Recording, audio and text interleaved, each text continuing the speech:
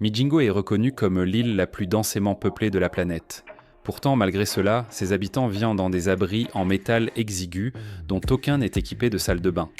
Bien qu'ils manquent de terre et de ressources matérielles de base, les gens ici sont remarquablement sociables. Ils pourraient allouer un petit morceau de terrain pour construire un bar, donnant la priorité à leur vie sociale tout en négligeant complètement la sécurité, car l'île n'a pas de poste de police. Avec une superficie équivalente à seulement la moitié d'un terrain de football, cette minuscule île de calcaire a été âprement disputée par des nations africaines. Mais qu'est-ce qui la rend si précieuse ? Rejoignez-moi pour découvrir les mystères de l'île la plus insolite du monde. Imaginez-vous naviguant sur l'immense lac Victoria, le plus grand lac d'Afrique et le deuxième plus grand lac d'eau douce de la planète. S'étendant sur plus de 27 000 milles carrés, ce lac immense est bien plus qu'une simple étendue d'eau. Il sert de ressource vitale, soutenant des millions de personnes à travers 3 pays, l'Ouganda, le Kenya et la Tanzanie. Cachée dans ce vaste lac se trouve une petite île que vous pourriez facilement manquer sur une carte, l'île Migingo. Avec une superficie de moins d'1 hectare, elle est plus petite qu'un terrain de football, mais son impact dépasse de loin sa taille. Migingo se trouve dans l'une des zones de pêche les plus productives de la région, un véritable trésor pour les pêcheurs. Ses eaux environnantes regorgent de perches du Nil, un poisson prisé qui est très apprécié sur les marchés internationaux. Cette abondance a transformé Migingo en un joyau contesté, déclenchant des disputes territoriales entre l'Ouganda et le Kenya, qui revendiquent tous deux la propriété de l'île. Cependant, Migingo n'a pas toujours été un centre animé. Il y a quelques décennies, cette petite île n'était guère plus qu'un rocher oublié dans le lac Victoria, enveloppé de superstitions. Le folklore local la décrivait comme un lieu hanté par des esprits malveillants, éloignant la plupart des gens. Mais cela a changé dans les années 90, lorsqu'un groupe de pêcheurs audacieux s'est aventuré dans ces eaux et a fait une découverte incroyable, une abondance de poissons sans précédent. La nouvelle de cette incroyable trouvaille s'est répandue comme une traînée de poudre, transformant Migingo en un phare pour les chercheurs de fortune, attirant des colons non seulement du Kenya, mais aussi de l'Ouganda et de la Tanzanie. L'île Migingo est entourée d'eau profonde et riche en nutriments qui abritent des espèces de poissons très recherchés, notamment la précieuse perche du Nil. Ce poisson, célèbre pour sa chair tendre et savoureuse, se vend à des prix élevés sur les marchés internationaux, consolidant le statut de Migingo en tant que pôle de pêche vital en Afrique de l'Est. Pour comprendre l'importance de l'île, plongeons dans les chiffres. Les pêcheurs de Migingo peuvent gagner jusqu'à 3 fois plus en une seule semaine que ce que leurs homologues sur le continent gagnent en un mois entier. Cette aubaine économique est alimentée par la demande de perches du Nil, qui sont particulièrement populaires en Europe et en Asie. En fait, les exportations de poissons du lac Victoria génèrent plus de 500 millions d'euros chaque année pour l'économie régionale, Migingo jouant un rôle substantiel dans ce chiffre. Les pêcheurs de l'île contribuent à eux seuls des millions d'euros chaque année, soutenant les communautés locales tout en alimentant un marché mondial avide de fruits de mer de qualité supérieure. Alors, voici une question pour vous. La promesse de gains élevés vous inciterait-elle à déménager à Migingo ? Partagez vos pensées dans les commentaires ci-dessous, j'aimerais savoir ce que vous en pensez. L'essor de Migingo a commencé avec la découverte de ses précieuses ressources halieutiques. Les pêcheurs ont afflué vers l'île, attirés par ses abondantes supplies de poissons. En un rien de temps, l'île était couverte de structures en bois et en métal de fortune, occupant chaque centimètre d'espace disponible. Avec aucune terre laissée inutilisée, ces maisons et commerces ressemblant à des bidonvilles ont transformé la petite île en une communauté animée et chaotique, entassée sur moins d'1 hectare. Environ 500 personnes appellent maintenant Migingo leur chez-soi, entassés dans une superficie plus petite que la moitié d'1 hectare. Pour mettre cela en perspective, la densité de population de Migingo est d'un impressionnant 100 000 personnes par kilomètre carré. Ce niveau de surpopulation est presque sans égal ailleurs dans le monde. Cependant, Migingo offre plus que ses poissons. L'île bénéficie de ces circonstances géographiques et politiques uniques, fonctionnant avec un minimum d'interférences bureaucratiques. Aucun visa n'est requis pour entrer et sortir, et le commerce circule librement avec peu de réglementation. Cette liberté fait de Migingo un havre pour ceux qui cherchent à contourner les complexités du contrôle gouvernemental, créant un mélange inhabituel de structures et de chaos. Ajoutant à l'intrigue de Migingo la crise environnementale qui se déroule dans le lac Victoria. Au cours des 40 dernières années, la surpêche et les dommages environnementaux ont éliminé près de 80% des espèces natives du lac.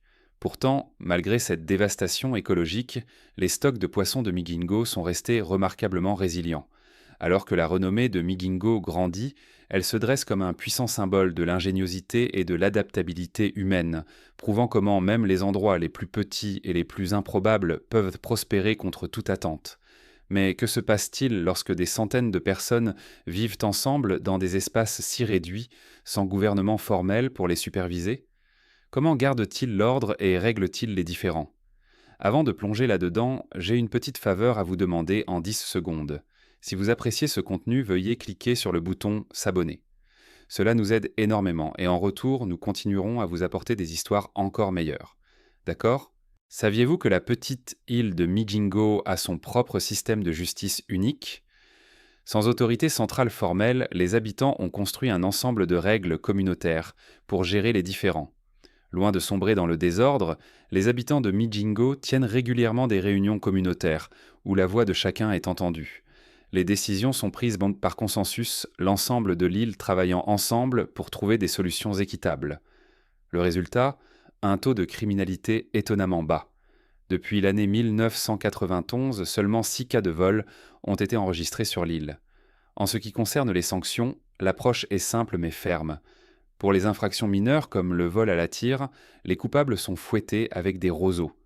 Le système de justice de Migingo est un exemple remarquable de la façon dont une petite communauté soudée peut se gouverner efficacement sans dépendre des forces de l'ordre traditionnelles. Et le faible taux de criminalité de l'île témoigne de l'efficacité de ce système. Le conflit entre le Kenya et l'Ouganda concernant l'île Migingo est bien plus qu'un simple différend territorial. C'est une bataille pour la survie dans une région où les ressources s'épuisent et où les pressions économiques augmentent chaque jour. Les riches stocks de poissons du lac Victoria, en particulier la perche du Nil, ont transformé Migingo en un territoire prisé. Cependant, avec la prospérité sont venus des problèmes. La richesse de l'île a attiré non seulement des nations concurrentes, mais aussi des pirates dangereux de la région environnante. Au début des années 2000, alors que la population de Migingo augmentait, la piraterie est devenue une menace sérieuse. Craignant pour leur sécurité, les pêcheurs se sont tournés vers le Kenya et l'Ouganda pour obtenir de l'aide. En 2004, l'Ouganda a répondu en envoyant sa garde côtière se stationner sur l'île, offrant une sécurité aux habitants. Mais cette aide est venue avec un lourd prix. Les autorités ougandaises ont imposé des taxes aux pêcheurs de l'île, des résidents qui avaient auparavant vécu sans de tels fardeaux. Des affrontements ont éclaté entre les autorités et les habitants, perturbant la pêche et endommageant l'économie fragile de l'île. Les divisions se sont également approfondies parmi les habitants de l'île. Les Kenyans et les Ougandais, chacun fidèle à leur pays respectif, défendaient à un enfarouchement la revendication de leur nation sur l'île. Ces tensions, tant à l'intérieur de l'île qu'entre les deux nations, ont valu à Migingo le triste surnom de « la plus petite guerre d'Afrique ». Tragiquement, ce conflit silencieux persiste jusqu'à aujourd'hui, le Kenya et l'Ouganda insistant tous deux sur le fait que Migingo appartient à leurs frontières. L'île Migingo peut être minuscule, mais elle déborde de vie et d'activité. La vie ici n'est rien de ce à quoi vous vous attendriez, et c'est exactement ce qui la rend si fascinante. Commençons par l'économie informelle de l'île, qui a réussi à prospérer contre toute attente. La pêche est l'épine dorsale de Migingo, mais ce n'est pas le seul moyen pour les gens de gagner leur vie. Des petits magasins, des tailleurs et même des salons de beauté improvisés ont vu le jour, formant le lien vital de la communauté. Ces entreprises fournissent des biens et des services essentiels qui nécessiteraient autrement un voyage vers le continent. Des courses de base aux vêtements faites main, ces magasins répondent aux besoins quotidiens des habitants. Et, fait surprenant, il y a même quelques pharmacies sur cette petite île. Mais pour des soins médicaux plus sérieux, les habitants doivent encore faire le voyage vers le continent, car il n'y a pas d'hôpital à Migingo. Explorons maintenant les conditions de vie. Les maisons, construites à partir de tôles métalliques, sont simples mais fonctionnelles, offrant un abri de base pour ce pôle de pêche animé. Aucune de ces maisons n'a de salle de bain, donc les habitants comptent sur le lac pour se baigner et pour d'autres besoins personnels. Une règle non écrite divise les pratiques d'hygiène de l'île, un côté de l'île étant réservé aux hommes, tandis que l'autre est désigné pour les femmes. Cela peut sembler chaotique, Mais les habitants se sont adaptés à ce système, créant un rythme organisé dans leur vie quotidienne. Malgré ces conditions modestes, Mijingo abrite 14 maisons closes et plusieurs bars animés qui servent ouvertement de l'alcool et même quelques drogues légères. C'est un monde vibrant et brut où le travail acharné pendant la journée se transforme en une vie nocturne non régulée après le coucher du soleil. Ce mélange unique de résilience et de festivité fait partie de ce qui donne à Mijingo son charme rugueux. Et si vous pensez que cette petite île est uniquement destinée aux locaux, détrompez-vous. Mijingo a commencé à attirer des touristes aventuriers désireux de découvrir son histoire singulière et son mode de vie intense. Même avec les tensions politiques persistantes entre le Kenya et l'Ouganda, qui revendiquent tous deux la propriété de l'île, des visiteurs curieux continuent de venir, attirés par l'opportunité de témoigner de cette communauté unique. Mijingo peut être plus petite qu'un demi-hectare, mais son esprit et sa détermination ne sont rien de moins que grands. Alors, oseriez-vous visiter cette île extraordinaire? Partagez vos pensées dans les commentaires ci-dessous. Maintenant, ne vous méprenez pas, la vie sur l'île Mijingo n'est pas aussi sombre qu'elle pourrait le paraître. Dans une communauté si densément peuplée, tout le monde connaît tout le monde. Les nouvelles se répandent rapidement et le sentiment de solidarité est essentiel pour la survie. Prenez l'électricité par exemple. Elle est alimentée par de petits générateurs, mais ceux-ci sont souvent peu fiables. Lorsque les lumières s'éteignent, l'île compte sur des bougies et des lanternes pour continuer. Pourtant, cela n'empêche pas les habitants de tirer le meilleur parti de la vie. L'île abrite toujours des bars, de petits restaurants et même un casino improvisé, où les pêcheurs se rassemblent après de longues heures sur le lac. C'est un endroit où la lutte quotidienne pour la survie est équilibrée par le besoin humain de connexion et de plaisir. Ce mélange extraordinaire de difficultés et de camaraderie est ce qui rend l'île Mijingo si unique et fascinante. Bien que plus petite que la moitié d'un terrain de football, l'île Mijingo abrite un mélange remarquable de personnes.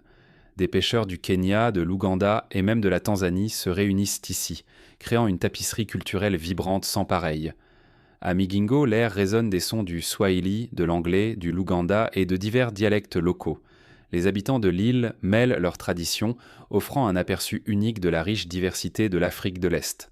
Sur ce petit bout de terre, les frontières habituelles de la langue et de l'héritage semblent s'estomper, créant une expérience multiculturelle extraordinaire. Mais comment les gens se divertissent-ils sur une si petite île avec des ressources limitées ? Sans électricité fiable, sans Internet et sans télévision, les habitants ont trouvé leurs propres moyens de se détendre et de profiter de la vie. L'île compte 5 bars animés où les habitants se rassemblent pour partager des histoires et des rires. Et si vous cherchez un endroit pour vous reposer, vous serez surpris d'apprendre que Mijingo a même des hôtels. Ces endroits offrent plus qu'un simple abri, ce sont des centres de la vie communautaire, où le temps libre se transforme en opportunité de connexion et de détente. L'île Mijingo prouve que même dans les endroits les plus inattendus, des communautés résilientes et florissantes peuvent émerger. Si vous êtes curieux de savoir comment les cultures se mélangent et prospèrent dans un endroit aussi compact et éloigné, l'histoire de Mijingo est celle que vous ne voudrez pas manquer.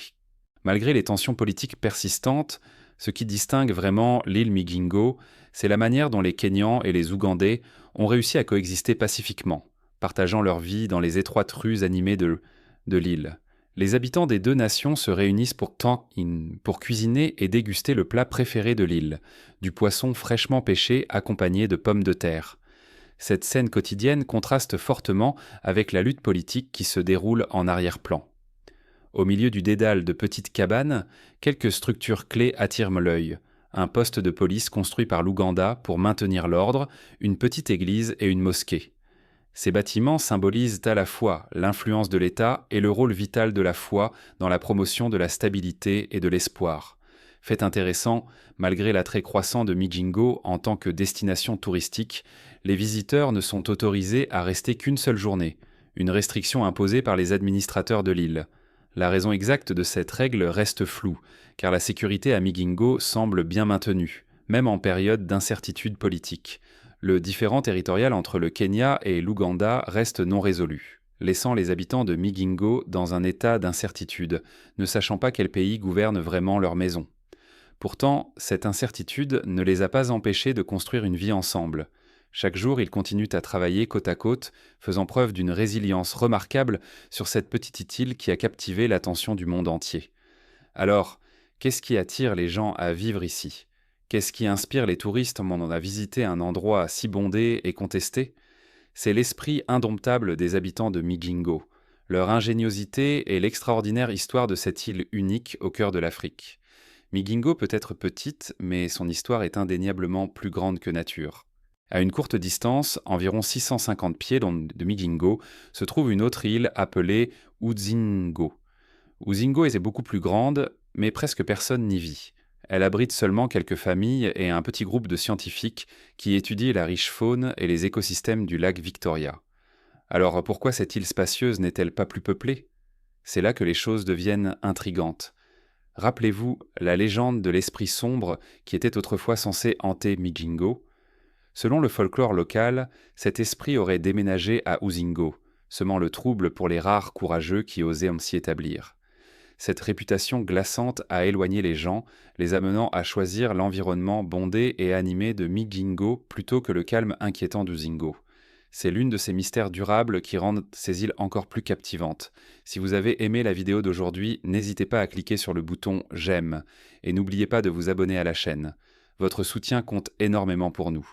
Cliquez sur la vidéo qui apparaît actuellement sur votre écran. Je suis sûr que ce contenu va vous plaire. Dites-nous en commentaire quel pays vous aimeriez voir présenté sur notre chaîne. Merci beaucoup d'avoir regardé et à très bientôt dans la prochaine vidéo. Nous sommes si heureux que vous soyez avec nous aujourd'hui. S'il vous plaît, laissez un commentaire, aimez la vidéo pour nous soutenir et abonnez-vous pour plus de vidéos. À bientôt.